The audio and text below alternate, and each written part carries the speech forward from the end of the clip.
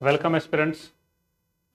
Banking की second class आपके विज्ञान धर्म आईएएस कोचिंग सेंटर में। और इसकी फर्स्ट क्लास में हमने देखा था कि बेसिक आइडिया लिया था हमने बैंकिंग स्ट्रक्चर का। आरबीआई को समझा था, उसमें आरबीआई की मॉनेटरी पॉलिसी को समझा था और डिफरेंट टाइप की रेट्स हमने देखी थी उसके अंदर, किस तरह से आरबीआई फंक्शन करता है, क्या क्या फंक्शन करता है, कौन कौन से रेट डिसाइड करता है, उसका क्या क्या मनी सप्लाई पर इफेक्ट पड़ता है। ठीक है, तो बैंकिंग की उसी क्लास को कंटिन्यू रखते हुए बैंकिंग क्लास का सेकंड पार्ट आज हम देखेंगे कि इसमें और बैंकिंग स्ट्रक्चर में क्या क्या चीज़ें आगे हम लोग देखते हैं अपने बैंकिंग स्ट्रक्चर इन इंडिया में। भारत में बैंकिंग की क्या क्या चीज़ें होती हैं, किस किस तरह के बैंक हैं, किस किस तरह से वो काम करते हैं, वो सब जानेंगे। ठीक है, चलिए देखते हैं। तो बैंक का मैं छोटा सा एक ओवरव्यू दोबारा से दे दूं आपको कि बैंक का मैंने बताया था आपको बैंक कैसे काम करता है। ठीक है, बैंक एक फाइनेंशियल इंटरमीडिएरी की तरह काम करता है, एफआई। ठीक है, ये आपका बैंक है। यहाँ एक पर्सन है जिसके पास सरप्लस कैपिटल है, यानी कि ज्यादा कैपिटल है, सरप्लस। पिछली क्लास में समझा था, सिर्फ एक बेसिक आइडिया लेना है। यहाँ डेफिसिट, इसको जरूरत है। ठीक है, तो बैंक क्या काम करता है इनके बीच में कि यहाँ जिसके पास पैसा ज्यादा है वो बैंक में अपना पैसा रखता है और यहाँ से ब्याज, इंटरेस्ट कमाता है।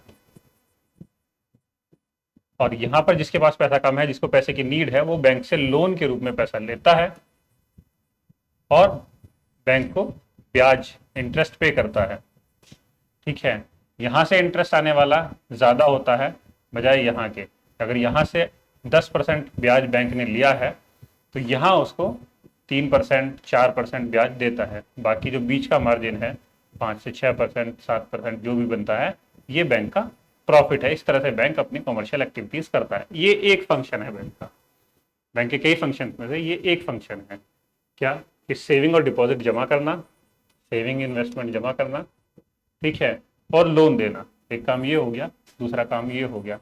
इसके अलावा बैंक पेमेंट चैनल का काम करता है, जो हमने देखा था कि वो दो लेनदार और देनदार के बीच में पेमेंट चैनल का काम करता है डायरेक्ट। जैसे कि हमने देखा एनपीसीआई के थ्रू कि यूपीआई, एनईएफटी, आरटीजीएस, इनके थ्रू बैंक जो है एक जगह से पैसा दूसरी जगह ट्रांसफर करने का काम भी करता है, जो पेमेंट चैनल के रूप में हम जानते हैं। तो इस तरह से अलग अलग, और आजकल बैंक के और काम बढ़ गए हैं। जैसे हमने देखा है कि बैंकिंग एक्टिविटीज़ बढ़ गई हैं। आजकल सोशल सिक्योरिटीज़ की एक्टिविटीज़ को भी बैंक इम्प्लीमेंट कर रहा है, जैसे कि इंश्योरेंस प्रोडक्ट्स बेचना और अलग अलग तरह की लाइफ इंश्योरेंस पॉलिसी हुई, मोटर इंश्योरेंस, अलग अलग काम बढ़ते जा रहे हैं आजकल हम देखते हैं। तो आगे देखते हैं बैंकिंग में। ठीक है, बैंक कितने प्रकार के हो सकते हैं, इसकी कोई पर्टिकुलर कोई डिवीजन नहीं है कि यही फिक्स डिवीजन होगा, लेकिन हम उसके फंक्शंस के आधार पर देख सकते हैं कि क्या क्या बैंक के फंक्शन होते हैं, किस किस आधार पर वो काम करते हैं, क्या क्या हो सकते हैं। पहला, सेंट्रल बैंक्स होते हैं। सेंट्रल बैंक एक अर्थव्यवस्था को रेगुलेट करते हैं, उसके अंदर आने वाले फाइनेंशियल इंस्टीट्यूट्स को, फाइनेंशियल इंटरमीडियरीज को रेगुलेट करते हैं, सुपरवाइज करते हैं। जो हमने पहली क्लास में अपना देखा था, हमारे देश में आरबीआई है, वो सेंट्रल बैंक, देश का केंद्रीय बैंक। ठीक है, दूसरे हैं commercial bank. Commercial bank basically जो वाणिज्यिक एक्टिविटीज करते हैं, कॉमर्शियल एक्टिविटी करते हैं, प्रॉफिट ओरिएंटेड होते हैं ये। इनका मुख्य उद्देश्य आमतौर पर पैसा कमाना है सरकार के लिए। ये सरकार को पैसा कमा कर देते हैं बैंकिंग एक्टिविटीज के थ्रू, अपनी पेमेंट चैनल से फीस लेकर, ब्याज के रूप में कमाकर और अलग अलग गतिविधियों से। तीसरे आते हैं कोऑपरेटिव बैंक्स या सहकारी बैंक। कोऑपरेटिव बैंक या सहकारी बैंक जो कि कोऑपरेटिव सोसाइटीज से बने हैं। पॉलिटिक्स के अंदर हम देखते हैं कोऑपरेटिव सोसाइटीज जो है, कुछ लोग आपस में मिलकर एक अपने कॉमन गोल को प्राप्त करने के लिए, उद्देश्य को प्राप्त करने के लिए एक सोसाइटी बनाते हैं, कोऑपरेटिव सोसाइटी। और जब वो कोऑपरेटिव सोसाइटी बैंकिंग एक्टिविटीज करने लगे, यानी कि जमा रखने लगे पैसों की, और जरूरतमंद को वो पैसा जरूरत पड़ने पर लोन के रूप में दे, तो ये बैंक का काम करने लगती है कोऑपरेटिव सोसाइटी, उन्हें कोऑपरेटिव बैंक कहा जाता है। इनको रजिस्ट्रेशन मिलता है तो ये सरकार के थ्रू या आरबीआई के थ्रू, तो ये फुल फ्लेज बैंक का की तरह से काम करने लगती हैं। इनका उद्देश्य प्रॉफिट कमाने से ज़्यादा वेलफेयर करना ज़्यादा होता है, इसलिए इनका कैटेगराइजेशन कॉमर्शियल बैंक या वाणिज्यिक बैंकों से अलग है। चौथे प्रकार के जो बैंक देखते हैं हम, डिफरेंशिएटेड बैंक या विशेष प्रयोजन वाले बैंक। इनमें क्या है, इनको अलग काम करने के लिए गठित किया गया है। अभी 2015 से आपने नाम सुना होगा, दो तरह के बैंक बने थे, स्मॉल फाइनेंस बैंक और पेमेंट बैंक्स। दो तरह के हमने नाम सुने। ये इसी उद्देश्य के लिए डिफरेंशिएटेड बैंक्स बनाए गए थे, जिनका एक पर्टिकुलर सिर्फ उद्देश्य था, वही इनको पूरा करना है। इनकी बहुत ज़्यादा शक्तियाँ, पावर इनको नहीं दी गई हैं, सिर्फ छोटी छोटी पावर दी गई। आगे देखेंगे हम क्लास में कि किस किस तरह की चीज़ें इनको दी गई हैं। नेक्स्ट, सेंट्रल बैंक हमने फर्स्ट क्लास में पढ़ लिया है, आरबीआई। यहाँ पूरा डिटेल में उतनी जाने की जरूरत नहीं है। फर्स्ट क्लास आप वीडियो इसकी देखेंगे तो आपको दिखाई देगा कि आरबीआई के बारे में हमने तमाम चीज़ें जानी हैं। कब इसका गठन हुआ, कब ये नेशनलाइज हुआ, राष्ट्रीयकरण इसका किया गया, क्या क्या इसके फंक्शन थे, कौन कौन सी रेट डिसाइड करता है, मॉनेटरी पॉलिसी में क्या योगदान है, किस तरह से इन्फ्लेशन को कंट्रोल करता है, किस तरह से मनी सप्लाई को कंट्रोल करता है। ठीक है, इसके लिए आप पहली वीडियो देख लेंगे। नेक्स्ट स्लाइड आती है कॉमर्शियल बैंक्स। कॉमर्शियल बैंक्स, ये बैंक सबसे ज़्यादा कॉमन है हमारे देश में। आप लोग नॉर्मली किसी ना किसी बैंक में आपका अकाउंट होगा और ज़्यादातर चांसेस हैं कि किसी कॉमर्शियल बैंक में ही होगा। कॉमर्शियल बैंक वो सभी बैंक जो कॉमर्शियल एक्टिविटीज़ करते हैं, जो अपनी सर्विसेज के लिए आपसे चार्ज लेते हैं। आपने उनसे लोन लिया है, उन पर आप ब्याज देते हैं, जो आपने अपनी जमा पूंजी उनके अंदर जमा की है उसके ऊपर वो ब्याज देते हैं। तो इस तरह के बैंक आपको कॉमर्शियल बैंक्स कहलाते हैं या वाणिज्यिक बैंक कहलाते हैं। इनका मोटिव प्रॉफिट कमाना एक मोटिव है इनका। सर्विसेज इनकी हैं जो अलग अलग जगह पे देते हैं। रूरल एरियाज में प्रॉफिट से ज़्यादा सर्विस ओरिएंटेशन होता है इनका, कि वो ज़्यादा से ज़्यादा सर्विस दे ग्रामीण क्षेत्रों में जाकर या अनबैंक्ड क्षेत्रों में जहाँ पर बैंकिंग की सुविधा नहीं पहुँची है। तो मेन मोटिव इनका प्रॉफिट अर्न करना है। ठीक है, शेड्यूल कॉमर्शियल बैंक्स दो तरह से हम इनको देखते हैं, दो तरह से इनको डिवाइड करते हैं, क्योंकि बैंकिंग एक्टिविटी करने के लिए कोई भी एक कंपनी बनती है, वो बैंकिंग एक्टिविटी करती है। लेकिन नॉर्मली दो तरह से हम इनको बांटते हैं, शेड्यूल और नॉन शेड्यूल। अब ये शेड्यूल और नॉन शेड्यूल क्या चीज है? शेड्यूल आरबीआई एक्ट, जो आरबीआई का एक्ट है जिसके अकॉर्डिंग बैंक्स जो है मॉनिटर रेगुलेट किए जाते हैं, उसकी अनुसूची, जैसे हमारे संविधान में पहली, दूसरी, तीसरी, चौथी, 12वीं तक अनुसूचियां हैं, ऐसी जो आरबीआई एक्ट है उसके अंदर भी अनुसूचियां हैं। तो उसमें जो दूसरी अनुसूची है, सेकंड,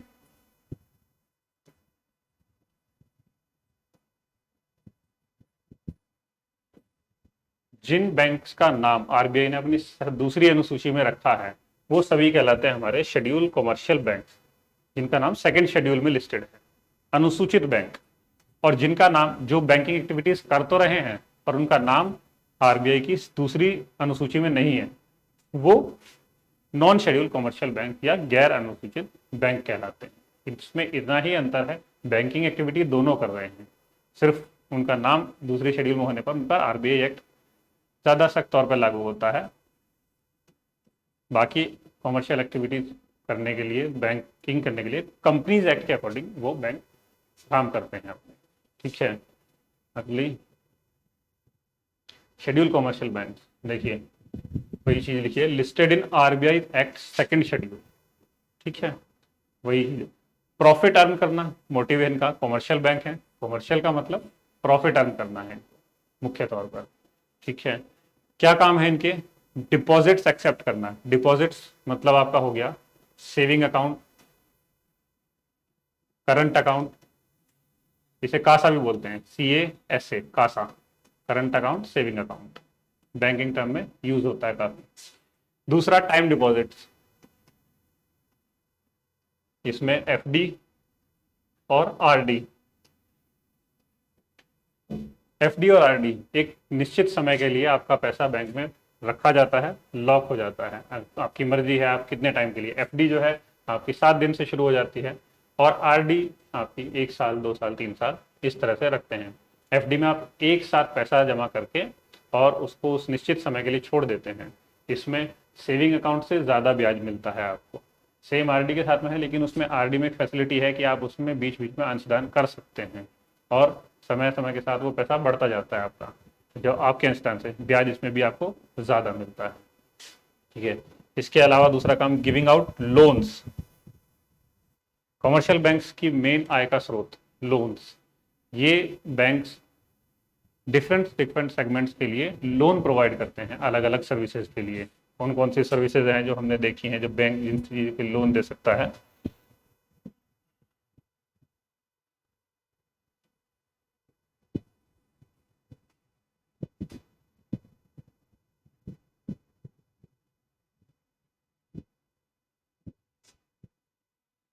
चीज़ें हैं, एजुकेशन लोन के लिए देखते हैं, हाउसिंग लोन, ठीक है, agriculture loan, vehicle loan,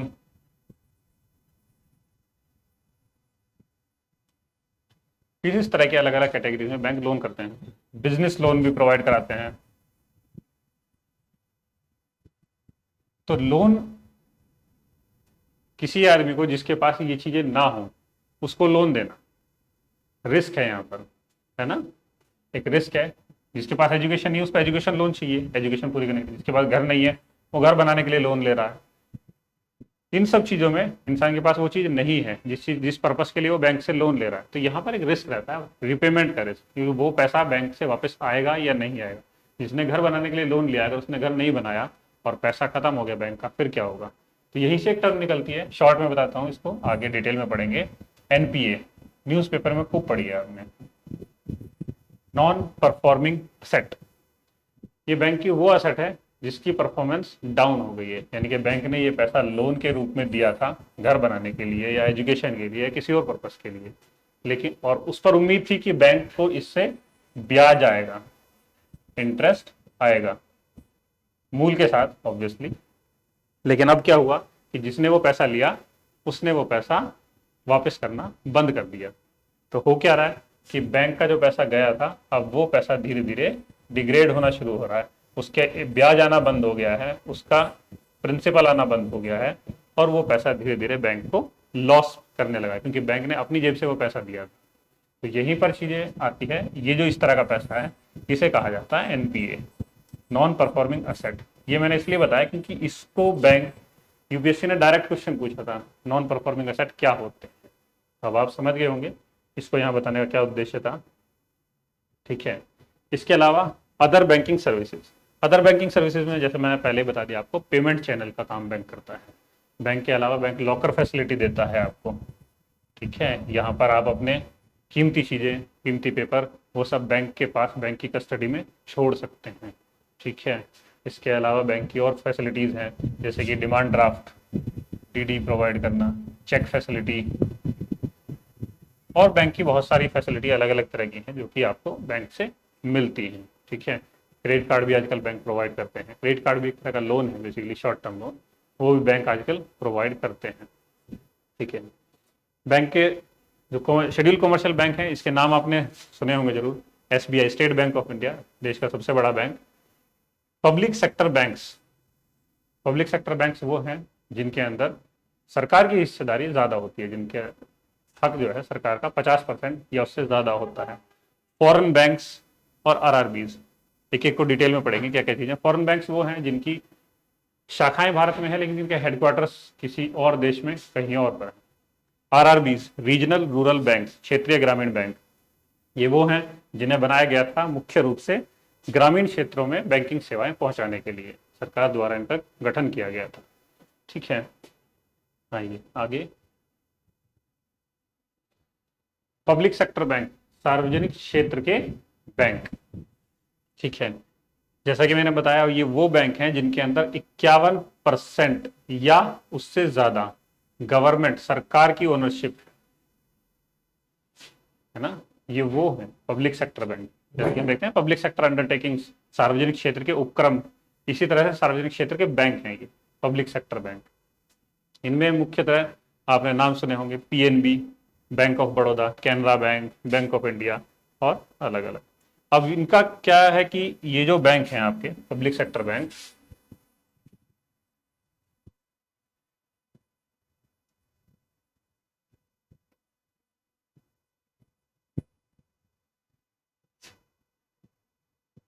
RBI act second schedule में है, जैसा कि बताया इनको,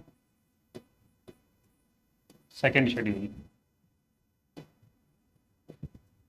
एक रेगुलेशन इनका यहाँ से होता है, एक गवर्नमेंट का एक्ट है बैंकिंग रेगुलेशन एक्ट 1949, एक रेगुलेशन की यहाँ दी गई है। तो दो दो रेगुलेशन आरबीआई एक्ट के थ्रू और बैंकिंग रेगुलेशन एक्ट के थ्रू ये बैंक, शेड्यूल कमर्शियल बैंक या हमारे पब्लिक सेक्टर बैंक जो है ये कंट्रोल किए जाते हैं आरबीआई द्वारा। 50%, 51% से ज़्यादा हिस्सेदारी इनमें सरकार की होती है, गवर्नमेंट की। बाकी हिस्सेदारी शेयर्स के थ्रू या अलग अलग तरह से हो सकती है, शेयर मार्केट में लिस्टेड होकर इनकी असेट्स डाइवर्सिफाई की जाती है। ठीक है, एक एक बैंक का, स्टेट बैंक का हम बाद में देख लेंगे कि क्या हिस्ट्री रही थी। इस पॉइंट ऑफ व्यू का आपको पब्लिक सेक्टर बैंक की बेसिक डिटेल होना ज़्यादा जरूरी है, क्योंकि अलग अलग बैंक की हिस्ट्री देखना फिर ज़्यादा बड़ी चीज़ें हो जाती हैं वो। ठीक है, फॉरेन बैंक्स, इसका भी छोटा सा डिटेल मैंने आपको बताया। फॉरेन बैंक्स वो बैंक हैं जो आजकल की आप देखते हैं कि वैश्वीकरण की दुनिया में एक दूसरे से अर्थव्यवस्थाएं एक दूसरे की लिंक हैं। तो हमारे देश में भी इसी तरह से, या हमारे देश के भी बैंक दूसरे देशों में जाकर अपनी बैंकिंग सुविधाएं देते हैं। इसी तरह से दूसरे देशों के बैंक भी हमारे यहाँ आकर अपनी बैंकिंग सुविधाएं देते हैं, अलग अलग तरह की बेसिक अकाउंट सुविधा भी देते हैं, लोन्स भी प्रोवाइड करते हैं, और उसी तरह से काम करते हैं जिस तरह से कि हम देखते हैं कि हमारे कॉमर्शियल बैंक काम कर रहे हैं। इनको भी आरबीआई ही रेगुलेट करता है, क्योंकि इनके देश में हो सकता है क्या कानून हो, लेकिन अगर भारत में इनको अपना ऑपरेशन करना है, अपनी बैंकिंग सुविधाएं देनी है, तो इनको यहाँ पर आकर आरबीआई एक्ट के अकॉर्डिंग ही काम करना पड़ेगा। इंडिया में रहकर बैंकिंग रेगुलेशन एक्ट की शर्तें मानकर ही काम करना पड़ेगा, तभी इनको आरबीआई से परमिशन मिलती है। जब इनको आरबीआई से परमिशन मिलती है तभी इनको सेकेंड शेड्यूल में या दूसरी अनुसूची में डाला जाता है, ताकि ये उन कंडीशंस को फॉलो करें जो आरबीआई इनसे भारत में रहकर अपने कार्य संचालन की अनुमति देता है। ठीक है, इनका हेडक्वार्टर्स जनरली किसी फॉरेन कंट्रीज में होता है, ये इनमें डिफरेंस है। जो हमारे पब्लिक सेक्टर बैंक है उनका हेडक्वार्टर हम देखेंगे कि वो हमारी कंट्री में ही है, कहीं बाहर नहीं है। फॉरेन बैंक्स वही हैं जो अपना प्रॉफिट बाहर लेकर जाते हैं, ऑपरेशन यहाँ करेंगे, सर्विसेज यहाँ देंगे, जो टैक्स बनेगा टैक्स यहाँ देंगे और प्रॉफिट अपना अपनी कंट्री में लेकर चले जाएंगे। जो पब्लिक सेक्टर बैंक हमारे हैं उनका प्रॉफिट हमारी गवर्नमेंट ऑफ इंडिया की अंडर आता है। ठीक है, इन नाम आपने सुने होंगे शायद, एग्जाम्पल के लिए लिखे हुए हैं। Standard charter bank, stan C bank बोलते हैं इसको, यहाँ से stan C bank, city bank, Deutsche bank, DBS bank, ये कुछ एग्जाम्पल हैं जो आरबीआई की सेकंड शेड्यूल से मैंने लिए हैं आप लोगों के लिए। ठीक है, दूसरा आरआरबीज, ये पब्लिक सेक्टर बैंक के बाद में दूसरे सबसे महत्वपूर्ण बैंक हैं भारत की अर्थव्यवस्था में। क्या है आरआरबीज? रीजनल रूरल बैंक, क्षेत्रीय ग्रामीण बैंक। क्षेत्रीय, किसी एक क्षेत्र में काम करने वाले, रीजनल। ग्रामीण, मुख्य रूप से ग्रामीण क्षेत्रों में काम करने वाले बैंक। इनमें अंतर कमर्शियल बैंक के मुकाबले ये है कि कमर्शियल बैंक जो है हमारे, वो लगभग लगभग पूरे देश में ऑपरेशन करते हैं, जबकि हमारे क्षेत्रीय ग्रामीण बैंक किसी एक क्षेत्र तक सीमित होते हैं। आमतौर पर यह देखा जाता है कि किसी एक या फिर 2-3 जिलों में ही इन बैंकों का कार्य संचालन होता है। कुछ बैंक बड़े भी हैं जो एक पूरे स्टेट के अंदर भी कवर करते हैं, 1 से ज़्यादा 10 से ज़्यादा डिस्ट्रिक्ट को कवर करते हैं। ठीक है, मुख्य रूप से ये छोटे छोटे डिस्ट्रिक्ट में ही होते हैं, एक एक स्टेट में कई कई बैंक हो सकते हैं। ठीक है, जैसे कि यूपी में अगर है तो यूपी में बात करें, हो सकता है कि वहाँ 10+ क्षेत्रीय ग्रामीण बैंक हो। ठीक है, most branches in rural areas, ज़्यादातर इनकी जो शाखाएं हैं वो ग्रामीण क्षेत्रों में होती हैं। Also some urban branches too, कुछ अर्बन ब्रांचेस भी इनकी काम करती हैं जो कि शहरी क्षेत्रों में पाई जाती हैं, पर मुख्य रूप से इनका काम ग्रामीण क्षेत्रों तक ही है। क्यों? क्योंकि जो हमारे कॉमर्शियल बैंक हैं, जैसा कि मैंने बताया, वो प्रॉफिट ओरिएंटेड होते हैं, उनको लाभ कमाना उनका प्रमुख उद्देश्य है।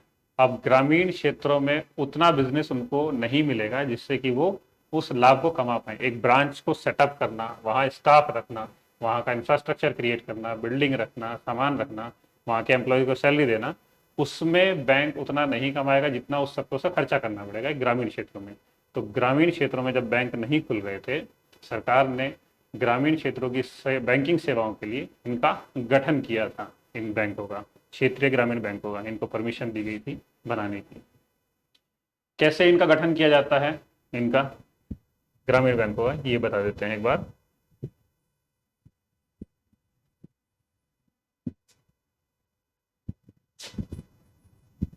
50, 15 और 35। देखिए, 50% हिस्सेदारी इन बैंकों की आती है सेंट्रल गवर्नमेंट, केंद्र सरकार से।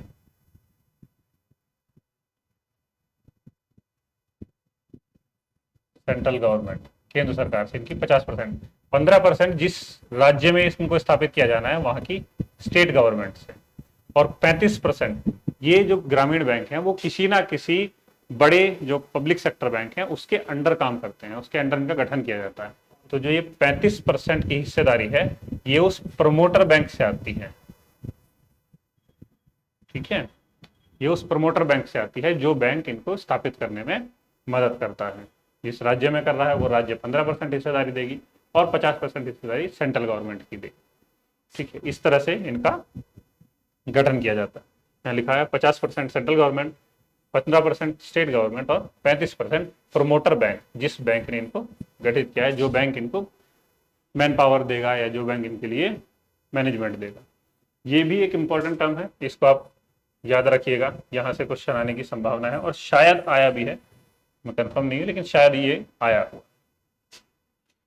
Regional rural banks are government owned, सरकार ओन करती है, देखा हमने पूरा का पूरा गवर्नमेंट ओन करती है इनको। शेड्यूल कॉमर्शियल बैंक, ये भी शेड्यूल होते हैं, दूसरी अनुसूची में ये भी लिखे हुए होते हैं आरबीआई की of India, that operate at regional level in different states of India. तो ये रीजनल लेवल पर, यानी कि ये स्टेट लेवल, पूरे स्टेट लेवल में ये मुश्किल काम करेंगे। कोई बैंक आपको मिलेगा जो पूरे स्टेट में काम कर रहा होगा, आमतौर पर ज़्यादातर बैंक, सभी बैंक कुछ एक रीजन में ही काम करते हैं। ठीक है,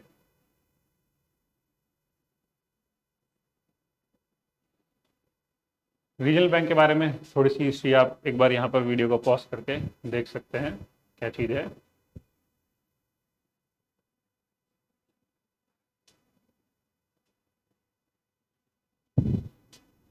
ठीक है, अभी इनकी संख्या लगभग 43 है प्रेजेंट में, अलग अलग स्टेट्स की मिला के। ठीक है, कुछ का मर्जर किया गया है बैंकों में, कुछ को जो बैंक नहीं चल पा रहे थे उनको खत्म भी किया गया है। पहले इनकी संख्या ज़्यादा हुआ करती थी, अभी आज की संख्या, आज की तारीख में इनकी संख्या 43 के आसपास है।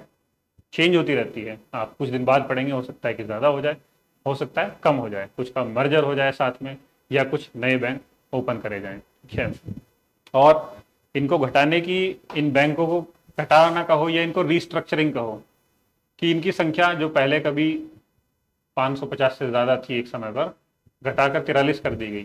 क्यों, ऐसा क्या हुआ? जैसे कि मैंने आपको अभी थोड़ी देर पहले बताया, एनपीए एक बड़ा फैक्टर था।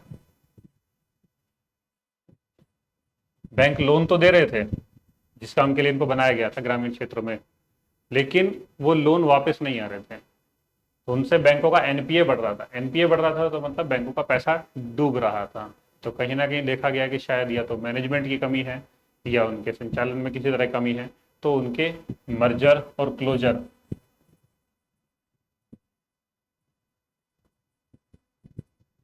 मर्जर और क्लोजर की मदद से इनकी संख्या को घटाया गया, इनकी संख्या को संतुलित किया गया। जो बैंक सही काम कर रहे थे उनको रखा गया, जो बैंक सही काम नहीं कर पा रहे थे, जिनके ऊपर एनपीए ज़्यादा था, उनको या तो मर्ज किया गया दूसरे बैंकों के साथ में, या फिर उनको बंद किया गया। ठीक है,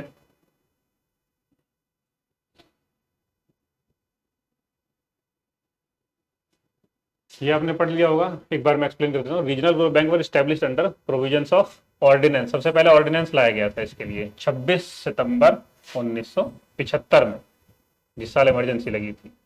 ठीक है, उसके बाद अगले साल इनका एक्ट बनाया गया, RBI act 1976, RRB act sorry 1976, to provide sufficient banking and credit facility, यानी कि बैंकिंग और क्रेडिट लोन फैसिलिटी कहाँ, agriculture and other rural sector में। तो मेनली इनका टारगेट था एग्रीकल्चर और रूरल सेक्टर। ठीक है ना, एज ए रिजल्ट सबसे शुरू में 5 आरआरबीज बनाए गए। कब बनाए गए? 1975 में ऑर्डिनेंस लाया गया तभी बनाए गए थे। 1975 2 अक्टूबर, गांधी जयंती, याद रखिएगा। 2 अक्टूबर गांधी जयंती पर महात्मा गांधी के ग्राम स्वराज की संकल्पना को देखते हुए ग्रामीण क्षेत्र में बैंकिंग सुविधाओं को मुहैया करवाने के लिए उनकी जयंती पर 5 आरआरबी का गठन किया गया 1975। उसके बाद अगले साल वो एक्ट बनाया गया है। ठीक है। ऑन दी रिकमेंडेशन, किसकी रिकमेंडेशन पर ये सवाल आया हुआ है? नरसिम्हा कमेटी। ठीक है। On rural credit during the tenure of, किसकी गवर्नमेंट थी उस समय पे? इंदिरा गांधी गवर्नमेंट। ठीक है। तो ये एक इंपॉर्टेंट है, इसके अंदर काफी सारी चीजें हैं, आप देखिएगा इसमें। नेक्स्ट एग्जाम्पल, कुछ नाम लिखे हैं यहाँ पे 2-3। पल्लवन ग्राम बैंक, सालेम, तमिलनाडु। ठीक है, बहुत सारे हैं, नाम याद करने की जरूरत नहीं, सिर्फ आपके रेफरेंस के लिए मैंने लिखे हैं। सर्व यूपी ग्रामीण बैंक, यूपी का सबसे बड़ा ग्रामीण बैंक है ये, उत्तर प्रदेश। वरांचल ग्रामीण बैंक, दुमका, झारखंड। इसी तरह से काफी सारे ग्रामीण बैंक हैं। अगर आप देखना चाहेंगे कौन कौन से शेड्यूल हैं, तो आरबीआई के सेकंड शेड्यूल आप नेट से डाउनलोड करके वहां से देख सकते हैं। ठीक है। कोऑपरेटिव बैंक्स, सहकारी बैंक, ये भी अपनी जगह पर बहुत इंपॉर्टेंट रोल प्ले करते हैं बैंकिंग सिस्टम के अंदर। सहकारी समितियां जो बनाई गई थी, वो कोशिश की गई थी कि इनको, पहले भी होती थी लेकिन इनको कानून बनाया गया इनके लिए, ताकि लोगों के साथ फ्रॉड कम हो, इनको संचालित किया जा सके, क्योंकि ये पैसा भी मैनेज करने लगी थी। तो जब पैसे का लेन देन होना शुरू हुआ, इनको कोऑपरेटिव बैंक्स में कन्वर्ट किया गया, सहकारी बैंक। किस तरह से काम करती हैं ये? स्मॉल साइज, छोटे छोटे बैंक के रूप में काम करते हैं, छोटे छोटे इनके होते हैं, ज़्यादा इनकी ज़्यादा ब्रांचेस नहीं होती हैं, कई बार 1-2-3 ब्रांच के आसपास ही होती हैं, बहुत छोटे साइज की होती है। फाइनेंशियल एंटिटी, इट्स मेंबर्स, एक मेन जो इसकी खास बात होती है कि जो इसके मेंबर हैं, यानी कि जो इसके ओनर हैं, वही इसके कस्टमर्स होते हैं। जो इसका, जिसके अंदर इसका अकाउंट खुला है, वो एक तरह से इसका ओनर बन जाता है, जो इसका कस्टमर बना है वही इसका ओनर बन जाता है, क्योंकि सहकारी रूप से काम करते हैं। एक पैसे का पूल है, 10 कस्टमर ने पैसा अपना एक जगह डाला है। ठीक है। अब इसमें से जिसको भी पैसे की जरूरत है, वो अपना पैसा लेगा, ब्याज के साथ इस बैंक को देगा, जो ब्याज आएगा वो ब्याज सभी लोगों में बराबर रूप से बटेगा। इस तरह से ये सहकारी समितियां सहकारी बैंकों की तरह काम करने लगी थी। सहकारी समितियां पहले भी होती थी, लेकिन जब ये फाइनेंशियल एक्टिविटी होने लगी, तब इनको बैंक बनाया गया, कि सहकारी बैंक को मान्यता दी थी। ठीक है। इनके साथ एक गड़बड़ है सहकारी बैंकों के साथ में, जैसे बाकी सभी बैंक आरबीआई एक्ट के अकॉर्डिंग रेगुलेट होते हैं, यहाँ पर क्या होता है, रजिस्टर्ड होते हैं ये सहकारी बैंक, कहाँ? स्टेट कोऑपरेटिव सोसाइटी एक्ट में इनका रजिस्ट्रेशन होता है, स्टेट कोऑपरेटिव सोसाइटी एक्ट में, और रेगुलेट इनको भी आरबीआई ही करता है। इनका रेगुलेशन भी आरबीआई ही करता है। ऐसा क्यों? कोऑपरेटिव सोसाइटीज स्टेट का मैटर है। अगर आप कॉन्स्टिट्यूशन की 7वीं अनुसूची देखते हैं, तो कोऑपरेटिव सोसाइटीज स्टेट की लिस्ट में आती हैं। सेंट्रल गवर्नमेंट ने भी अपनी कोऑपरेटिव एक्ट बनाया हुआ है, और अब तो शायद आप देखेंगे आर्टिकल 19 में फंडामेंटल राइट भी है कोऑपरेटिव सोसाइटी बनाना। ठीक है।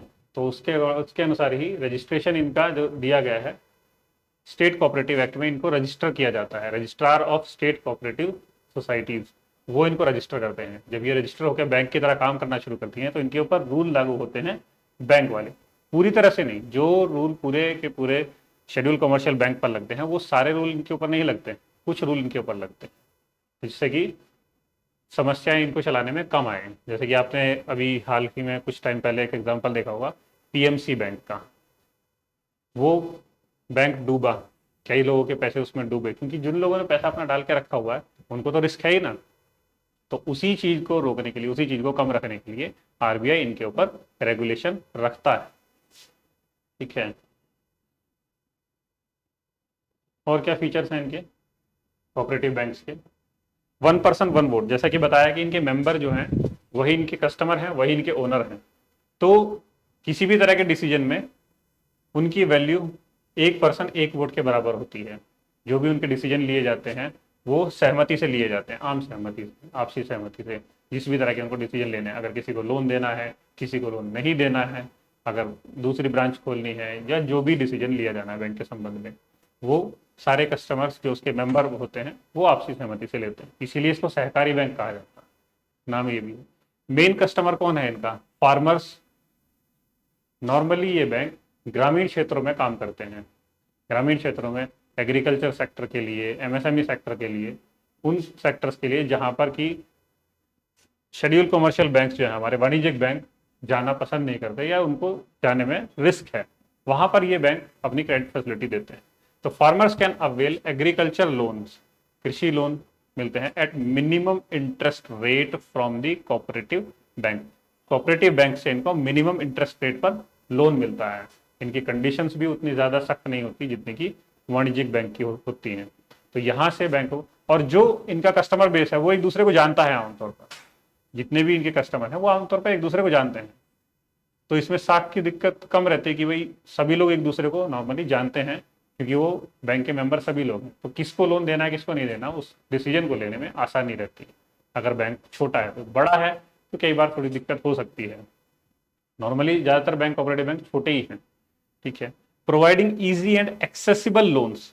ईजी एंड एक्सेसिबल कैसे? मतलब जब हम किसी कॉमर्शियल बैंक के पास जाएंगे, पीएनबी या एसबीआई या इस तरह के किसी बैंक के पास, या प्राइवेट बैंक, उनके तो बहुत ज़्यादा रूल एंड रेगुलेशन हैं, तो वहाँ से लोन लेना एक बहुत बड़ा चैलेंज है। बहुत सारे डॉक्यूमेंट्स चाहिए उनको, बहुत सारी फॉर्मेलिटीज़ हैं। लेकिन इन बैंक्स के साथ में क्या है, वो सिस्टम कंपैरेटिवली ईजी है। जो दिक्कत कॉमर्शियल बैंक्स के साथ में आती है लोन लेने में, वो इनके साथ में उतनी नहीं आती। ईजी लोन प्रोवाइड कराते हैं। एक्सेसिबल, एक्सेसिबल का मतलब कि वो पहुंच में है लोन इनके, यानी कि बैंक की रीच पास में है। ग्रामीण क्षेत्रों में पाए जाते हैं ये बैंक, नॉर्मली ज़्यादा दूर नहीं है, इनका कस्टमर बेस बैंक के अंदर ही है। तो एक्सेसिबिलिटी इनकी ज़्यादा है loans. And credit benefits in the rural areas with scarce banking facilities, यानी कि जहां पर बैंकिंग की फैसिलिटीज कम है या नहीं पहुंच पाई हैं बिल्कुल भी, वहां पर ये अपनी सेवाएं देते हैं। कृषि क्षेत्र में या प्राथमिक गतिविधियां, जो हमने इकोनॉमिक्स की पहली क्लास में देखा कि जो प्राथमिक क्षेत्र है, कृषि हुआ, मत्स्य पालन हुआ, एनिमल हस्बेंड्री, पशुपालन हुआ, उस तरह की एक्टिविटीज़ के लिए ये बैंक लोन देने का काम करते हैं, क्रेडिट फैसिलिटी मुहैया कराते हैं, ताकि वो लोग भी अपनी आय बढ़ा सकें, नए चीज़ों को एक्सपेरिमेंट कर सकें। खेत में अगर कोई नया बीज ट्राई करना है या और भी कोई पर्सनल नीड्स के लिए भी यहाँ से लोन मिलते हैं उनको, बच्चों की शादी करने के लिए, घर बनाने के, उस तरह की फैसिलिटीज़ के लिए भी लोन ग्रामीण क्षेत्र में कोऑपरेटिव सोसाइटीज द्वारा दिए जाते हैं। इनका रोल ग्रामीण क्षेत्र में बहुत इंपॉर्टेंट है, इस वजह से इन बैंक्स को भी पढ़ा जाता है, यूपीएससी ने सिलेबस में डाला हुआ है, क्वेश्चन भी पूछे जाते हैं यहाँ से। Next, structure of cooperative banks. Important है कि कैसी स्ट्रक्चर है, कैसे काम कर रही है। कुछ बैंक छोटे हैं कोऑपरेटिव बैंक, कुछ बड़े हैं, कुछ ऐसे भी हैं जो एक स्टेट से बाहर कई स्टेट्स में काम कर रहे हैं। तो यहाँ से हम देखेंगे अर्बन कोऑपरेटिव बैंक। अर्बन मतलब जो शहरी क्षेत्रों में बनाए गए हैं। अभी तक हमने देखा कि सिर्फ ग्रामीण क्षेत्रों में ही हमने बात की, ग्रामीण क्षेत्रों में बैंक हैं, रूरल फैसिलिटीज दे रहे हैं, एग्रीकल्चर सेक्टर, लेकिन कोऑपरेटिव बैंक्स अर्बन क्षेत्रों में भी बनाए गए हैं अर्बन कोऑपरेटिव नाम से। इनका भी रजिस्ट्रेशन वही सोसाइटी रजिस्ट्रेशन एक्ट जो है उसके अंडर किया जाता है सभी कोऑपरेटिव बैंक्स का। Non schedule corporate urban cooperative banks, schedule urban cooperative bank, schedule non schedule वही चीज़ें जो आरबीआई की सेकंड शेड्यूल वहाँ लिस्टेड है, वो नॉन शेड्यूल या शेड्यूल हो सकती हैं, जिनको आरबीआई ने अपनी सेकंड शेड्यूल में लिस्ट किया हुआ है। दूसरा, रूरल कोऑपरेटिव सोसाइटीज या rural cooperative banks, state cooperative bank, जो स्टेट लेवल पर काम कर रही है, पूरे स्टेट में पाई जाती हैं। दूसरा, डिस्ट्रिक्ट सेंट्रल कोऑपरेटिव बैंक, जो किसी एक डिस्ट्रिक्ट के तमाम एरिया में पाए जा रहे हैं। और तीसरा है प्राइमरी एग्रीकल्चर क्रेडिट सोसाइटी, जो किसी एक गांव के लेवल पर, एक या दो गांव के लेवल तक ही काम कर रही है। ठीक है, इस तरह से इनको अलग अलग रखा है। दूसरा एक जो चीज है वो स्टेट कोऑपरेटिव बैंक है ना, एक होता है multi state cooperative bank. Multi state अंतर कि ये एक स्टेट, एक राज्य के अंदर सीमित है इनकी शाखाएं, और ये मल्टी स्टेट अलग अलग राज्यों तक भी इनकी पहुंच है, एक से ज्यादा राज्यों में पाए जाते हैं। जहां भी इनकी स्थापना होगी, जिस क्षेत्र में भी स्थापना होगी, वहीं के आसपास के लोग आमतौर पर इसके सदस्य बनते हैं। ठीक है, तो ये इस तरह से इनका डिवीजन है मोटा मोटा। अब यहाँ पर एक दिक्कत आती है रेगुलेशन की। स्टेट कोऑपरेटिव रजिस्ट्रेशन एक्ट जो है वो उस कोऑपरेटिव सोसाइटी को रजिस्टर करेगा जो उसके स्टेट में काम कर रही है। लेकिन जो मल्टी कोऑपरेटिव स्टेट बैंक है उसका क्या, एक स्टेट के बाहर जाकर अगर वो काम करेगी तो उस स्टेट का रजिस्ट्रेशन, उस कोऑपरेटिव बैंक का रजिस्ट्रेशन कौन करेगा? तो यहाँ पर आती है central cooperative society registration act, और यहाँ पर state cooperative society registration act. इस तरह से इनका रजिस्ट्रेशन होता है जब ये एक स्टेट से ज्यादा में काम करने लगती। ठीक है,